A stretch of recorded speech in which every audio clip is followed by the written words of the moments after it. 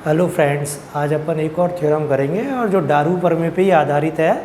ठीक है, और ये भी कभी कभार 4-5 साल में एक बार पूछ ली जाती है। तो इस प्रमेय का प्रूफ अपनी किताब में नहीं दे रखा ढंग से, तो इसको आपको पूरी तरह से करना है कि एक वास्तविक मान फलन f समवर्त अंतराल ab पर इस प्रकार परिभाषित है ताकि f अंतराल ab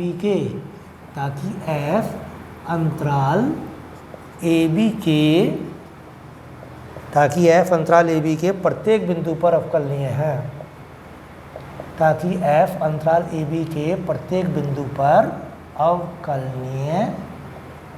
है। ठीक है, वो कहता है कि एक रियल वैल्यूड फंक्शन है जो क्लोज इंटरवल ए बी के अंदर क्या है, डिफाइंड है, और ये क्लोज इंटरवल ए बी के प्रत्येक पॉइंट पर जो है डिफरेंशिएबल है। ठीक है, यदि f डैश a तथा f डैश b विपरीत चिन्ह वाले हैं, इसमें कंडीशन डाल दी इसने। डारू प्रमेय में तो क्या होता है, f डैश a और f डैश b दोनों सेम साइन के भी हो सकते हैं। ठीक है, और वहाँ उसके बीच में एक राशि k होती है कि f डैश a या तो k से बड़ा है, k f डैश b से बड़ा है, या f डैश a k से छोटा है और k f डैश b से छोटा है। यहाँ इसने कंडीशन डाल दी, जैसे बोल-जानू प्रमेय में डालते हैं अपन कंटिन्यूटी में, कि ए पॉइंट पर और बी पॉइंट पर जो फंक्शन की वैल्यू है वहाँ पर अपोजिट साइन की होती है। ऐसे ही यहाँ पर वो कह रहा है कि ए पॉइंट पर फंक्शन की जो डिफरेंशियलिटी है, बी पॉइंट पर जो फंक्शन की डिफरेंशियलिटी है, वो उनकी जो वैल्यू है वो अपोजिट साइन की है, विपरीत चिन्ह के हों तो कम से कम एक बिंदु C belong to open interval A B विद्यमान होगा ताकि f dash c is equal to 0। ठीक है, वो ये कहता है एक रियल वैल्यूड फंक्शन है जो क्लोज इंटरवल ए बी में डिफाइंड है। इस क्लोज इंटरवल ए बी के प्रत्येक पॉइंट पर ये डिफरेंशिएबल है। साथ ही ये कंडीशन दे रखी है, अगर f डैश a पॉजिटिव है तो f डैश b नेगेटिव है, और f डैश a नेगेटिव है तो f डैश b पॉजिटिव है। तो कहता है कि ओपन इंटरवल ए बी में एक पॉइंट C निश्चित रूप से ऐसा होगा जहाँ पर f डैश c का मान क्या होगा बेटा, 0 होगा। ठीक है, तो ये थ्योरम अपने को प्रूफ करनी है। और डारबॉक्स प्रमेय में क्या था कि f डैश a और f डैश b दोनों सेम साइन के हो सकते थे, उनके बीच में कोई भी वैल्यू एक k ऐसी होती थी जो f डैश a और f डैश b के मध्य होती थी, तो C belong to A B ऐसा होता था कि f डैश c बराबर k होता था। यहाँ f डैश c बराबर अपने को क्या प्रूफ करना है, 0 प्रूफ करना है। तो दोनों थ्योरमों में बेसिकली अंतर क्या है कि जो अपन ने वहाँ पर एक फंक्शन डिफाइन किया था gx बराबर, क्या डिफाइन किया था अपन ने, fx माइनस kx, वो फंक्शन यहाँ डिफाइंड नहीं होगा। यहाँ अपन डायरेक्ट ही लेके चलेंगे, और वो चीज़ डायरेक्ट लेने के बाद अपन क्या कहते हैं कि माना f डैश a या तो ग्रेटर देन 0 मान लो या लेस देन 0, तो माना f dash a greater than 0 तथा f dash b less than 0। ठीक है, दोनों के साइन अपन ने अलग अलग मान लिए। अब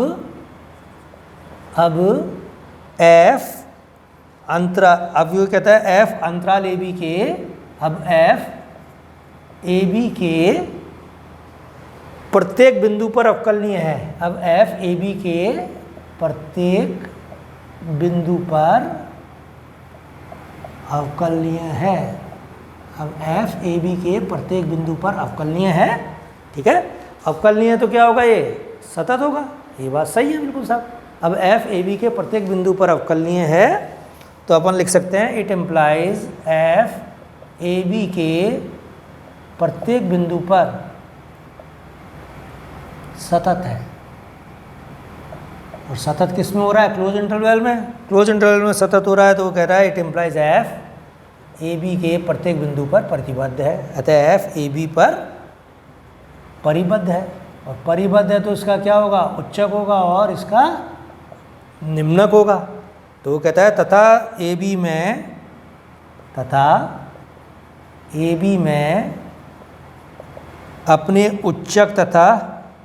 अपना उच्चक तथा निम्नक मान ग्रहण करता है, तथा ए बी में अपने उच्चक मान को प्राप्त करेगा। देखो थ्योरम दोनों से होती है। ये कह रहा है कि भाई निम्नक से भी हो सकती है और उच्चक से भी हो सकती है। अगर एफ डैश ए लेस देन 0 लोगे तब तो निम्नक से करेंगे अपन, और एफ डैश ए ग्रेटर देन 0 लोगे तो ये उच्चक से करेंगे अपन। ठीक है, तो समृद्ध अंतराल ए बी में अपने उच्चक मान को प्राप्त करेगा। माना m इज इक्वल टू क्या मान लिया अपन ने, supremum of F X is such that x belong to A B. ठीक है, वो ये कहता है कि जो समृद्ध अंतराल ए बी के किसी बिंदु पर फलन f अपने उच्चक m को प्राप्त करता है। और सबसे पहले अपन ये सिद्ध करेंगे कि ये जो समृद्ध अंतराल ए बी है इसमें ये उच्चक प्राप्त करता है अपना, वो पॉइंट C है और C पर अपने उच्चक को ये प्राप्त करता है। ठीक है, तो m अपन ने क्या माना है कि फंक्शन का जो सुप्रीमम है वो अपन ने m माना है, और ये मानते हैं अपन तब एक बिंदु C belong to close interval A B विद्यमान है ताकि F C is equal to M. इसका क्या मतलब हुआ भाई, अपन ने सिर्फ एक ही बात करी है कि फलन एफ समृद्ध अंतराल ए बी में परिभाषित है, समृद्ध अंतराल ए बी में अवकलनीय है, अवकलनीय है तो सतत है, सतत है तो परिबद्ध है, परिबद्ध है तो उच्चक होगा ए बी में मॉस टेस्ट पर में से। और वो पॉइंट अपन ने सी मान लिया, और उसी पॉइंट पर फंक्शन की वैल्यू क्या है, अपन ने ये मानी कि इसकी उच्चक वैल्यू है। ठीक है, सर्वप्रथम हम सिद्ध करेंगे कि C does not equal to A comma B, कि ये जो C पॉइंट है ये ना तो A पर है ना B पर है। ठीक है, अब वो कहता है सिंस दिया हुआ क्या है अपने को, एफ डैश ए ग्रेटर देन 0, अपन ने माना ये एफ डैश ए ग्रेटर देन 0, तो वो कहता है जैसे ही आपने ये चीज़ मान ली तो आप क्या कहोगे साहब, एक प्रतिवेश A और A प्लस डेल्टा ऐसा होगा। जैसे ही अपन ने ए पॉइंट पर फंक्शन के डेरिवेटिव ग्रेटर देन 0 मान लिया तो इस पर फंक्शन जो है आगे का रास्ता इसमें कैसे होगा फंक्शन का, कि वो एक दिष्ट निरंतर वर्धमान होगा। ठीक है, तो अपन क्या कह सकते हैं इससे, चूँकि एफ डैश ए ग्रेटर देन 0, तो अपन कह सकते हैं अतः बिंदु ए का एक प्रतिवेश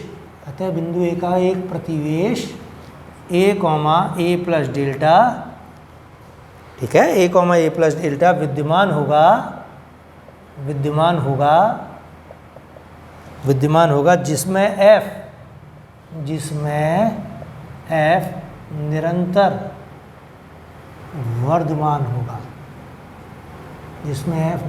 वर्धमान होगा। ठीक है, और उससे अपन लिख सकते हैं अर्थात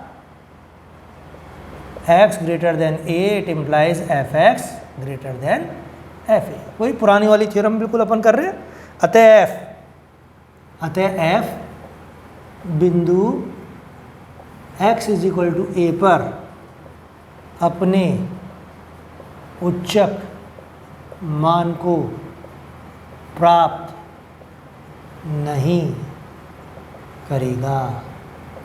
तो अपन ये डेफिनेटली कह सकते हैं कि फलन f जो है बिंदु x इज इक्वल टू ए पर अपने उच्चक मान को प्राप्त नहीं करेगा, क्योंकि एफ डैश ए का मान क्या है, ग्रेटर देन 0, और ग्रेटर देन 0 है तो इसलिए हमने क्या किया, एक विवृत अंतराल ए और ए प्लस डेल्टा है जिसमें फलन जो है निरंतर वर्धमान होगा, और इसलिए फलन f अपने ए बिंदु पर उच्चक मान को प्राप्त नहीं करेगा। ठीक है, इसी प्रकार दूसरा केस क्या है, F dash B less than 0, तो अपन अब पीछे का अंतराल बना लेंगे और उसमें अपन ये कह देंगे कि भाई तो बिंदु B का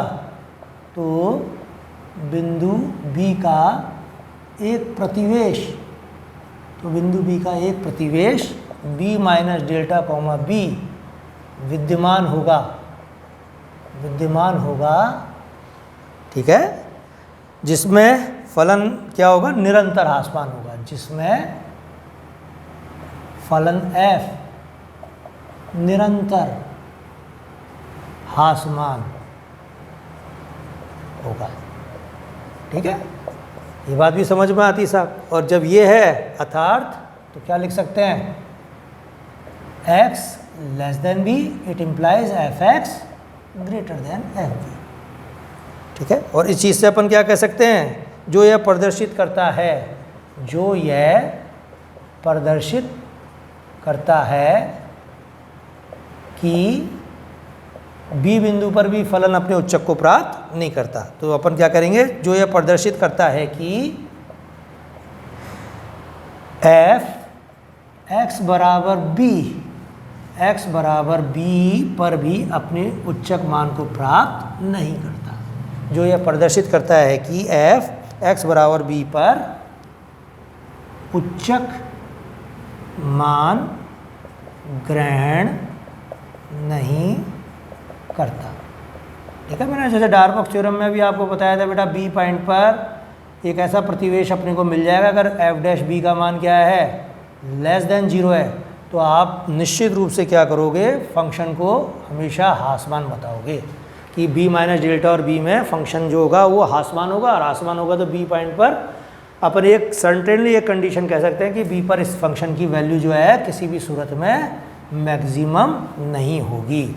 तो आपने क्या सिद्ध कर दिया कि ए पॉइंट पर फंक्शन अपने उच्चक को प्राप्त नहीं करता, फंक्शन अपने बी पॉइंट पर उच्चक को प्राप्त नहीं करता, अतः एफ ए बी के किसी आंतरिक बिंदु, अतः एफ ए बी के किसी आंतरिक बिंदु सी पर उच्चक मान ग्रहण करेगा। ठीक है, और उस चीज़ पे अब हम क्या लिख सकते हैं, अब जैसे एफ सी बराबर एम है तो आप कह दोगे साहब एफ डैश सी बराबर 0, लेकिन अपन इसको एनालिटिकल मेथड से कहेंगे कि पहले एफ डैश सी ग्रेटर देन 0 लेंगे, तो वो कहेगा साहब ये नहीं हो सकता, एक कॉन्ट्राडिक्शन आ जाएगा, फिर F dash C less than 0 लेंगे, फिर एक कॉन्ट्राडिक्शन आ जाएगा, फिर अपन कहेंगे लास्ट में क्या आता है, एफ डैश सी बराबर 0। तो अब हम सिद्ध करेंगे कि F dash C is equal to 0। ठीक है, तो माना अपन इसके लिए रिवर्स मान लेते हैं, माना एफ डैश सी ग्रेटर देन 0, तब बिंदु सी का एक प्रतिवेश, कैसे लिखोगे आप, C comma C plus delta विद्यमान है जिसमें f निरंतर वर्धमान है, ठीक है, और इससे अपन डेफिनेटली क्या कह देंगे, अर्थात x का मान जब भी c से बड़ा होगा तो fx का मान भी fc से बड़ा होगा, और fc क्या है अपना m, तो इसका मतलब अपन कह देंगे कि c पॉइंट पर फलन अपने उच्चक को प्राप्त नहीं करता। तो अपन वो ये कहता है जो, जबकि अपन ने माना क्या है कि c पॉइंट पर फंक्शन अपने उच्चक को प्राप्त करता है, जो, तो अपन क्या लिखेंगे, जो अंतराल ए बी में फलन, f के बिंदु c पर उच्चक मान m प्राप्त करने का अंतर्विरोधी है। तो हमने तो ये माना है कि सी पॉइंट पे फंक्शन अपने उच्चक मान को प्राप्त करता है, जबकि ये कॉन्ट्राडिक्शन आ रहा है।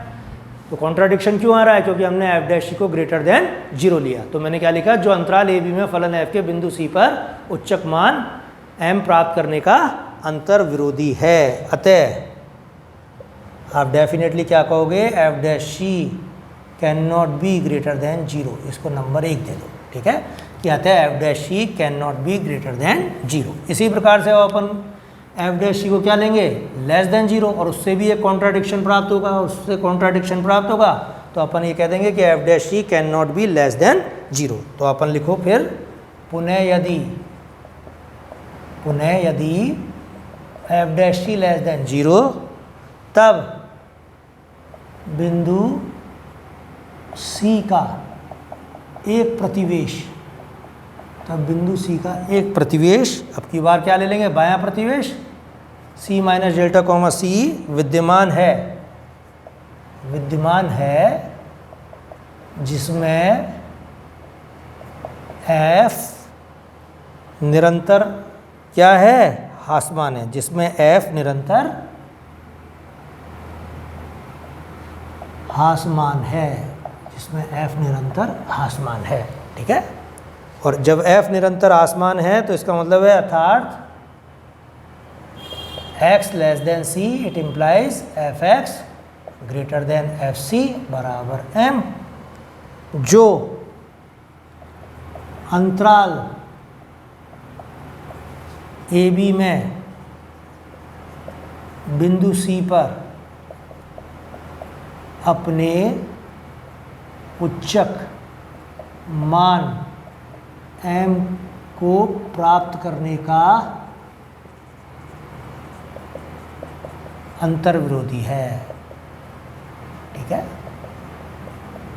क्या लिखा मैंने? जो अंतराल ए बी में बिंदु C पर अपने उच्चक मान m को प्राप्त करने का अंतर्विरोधी है, अतः f dash c can not be less than 0। इसको नंबर 2 दे दो।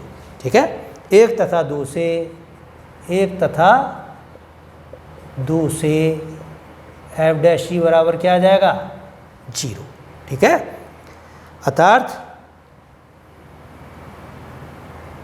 अर्थात क्या लिखेंगे अपन? एक बिंदु C belong to open interval A B विद्यमान है कि f डैश c बराबर 0। ठीक है, अब वो कहता है कि अगर ये लास्ट में एक चीज़ और लिखनी पड़ेगी, वो ये कहता है अपन ने शुरुआत में क्या लिया? f डैश a को ग्रेटर देन 0। वो कहता है कि अगर f dash a less than 0 है, यदि f dash a less than 0 तथा f dash b greater than 0 है, तब भी C belong to open interval A B ऐसा होगा कि f डैश c बराबर 0। तो दोनों तरफ से थ्योरम का प्रूफ दिया जा सकता है, वो ये चीज़ कहना चाह रहा है बेटा। ठीक है, तो एक और आज मैंने बेहद मोस्ट थ्योरम करा दी है, हालांकि ये डारू प्रमेय की कॉरोलरी बोलते हैं इसको अपन, और कभी कभार ये भी पूछ ली जाती है। तो आपने डारू प्रमेय करी और ये आ गई तो आप फंस जाओगे। तो डारू प्रमेय के अनेक रूप हैं बेटा। डारू प्रमेय का कथन दो एवं इसे सिद्ध करो। फिर f डैश ए और f डैश बी के मध्य के एक राशि इस प्रकार से है कि f डैश ई बराबर के। ठीक है, और फिर एक अभी आपने प्रूफ कर दिया कि f डैश ए और f डैश बी यदि विपरीत चिन्ह के हैं तो C belong to open interval A B ऐसा होगा जहाँ f डैश c बराबर क्या है? 0 है। तो अपन ने इस प्रकार से सेकंड यूनिट काफ़ी हद तक ख़त्म कर दी है आज। ठीक है।